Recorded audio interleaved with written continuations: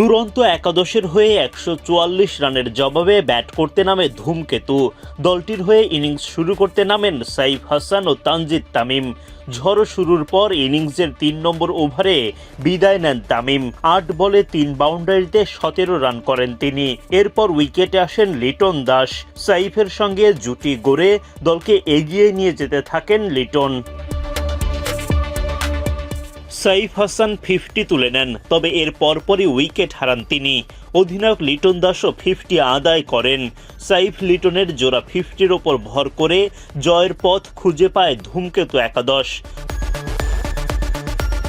অদম্য বাংলাদেশ টি-20 কাপের প্রথম ম্যাচে মুখোমুখি হয় লিটন দাসের ধূমকেতু একাদশ ও আকবর আলীর দুরন্ত একাদশ। টস জিতে আগে বোলিংয়ের সিদ্ধান্ত নেন ধূমকেতুর অধিনায়ক লিটন। দুরন্তর হয়ে ইনিংস শুরু করতে নামেন মাহফুজুল ইসলাম রবিন ও জিশান আলম। দ্রুত গতিতে রান তুলতে থাকেন তারা। জিশানকে ফিরিয়ে প্রথম উইকেট তোলেন ধূমকেতুর তানজিম সাকিব। 7 বলে 1 ছক্কা 1 চারে 15 রান করেন জিশান। ভেঙে যায় দুরন্ত একাদশের 31 রানের ওপেনিং জুটি। পাওয়ার প্লের 6 ওভারে 1 উইকেট হারিয়ে 45 রান করে দুরন্ত একাদশ। আজিজুল হাকিম তামিম খানিকটা লড়াই করেও সুবিধা করতে পারেননি। 21 বলে 3 বাউন্ডারিতে 16 রান করে আউট হন তামিম। রান আউটে কপাল পড়ে রবিনের। 36 বলে 6 বাউন্ডারিতে 39 রান করেন তিনি। ইনিংসের 11তম ওভারে 75 রানে তৃতীয় উইকেট হারায় দুরন্ত একাদশ।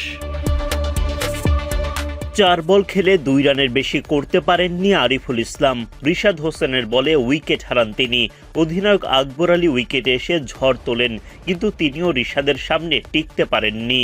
10 বলে 1 ছক্কা 1 চারে 18 রান করে মাঠ ছাড়েন আকবর। 10 বলে 15 রান করা মেহরবকে আউট করেন শেখ মেহেদি। ধূমকেতুর বোলিং তোপে 113 রানে 6 উইকেট হারায় দুরন্ত একাদশ। তানজিম সাকিবের বলে আউট হওয়া মাহিদুল ইসলাম অঙ্কন করেন মাত্র 5 রান।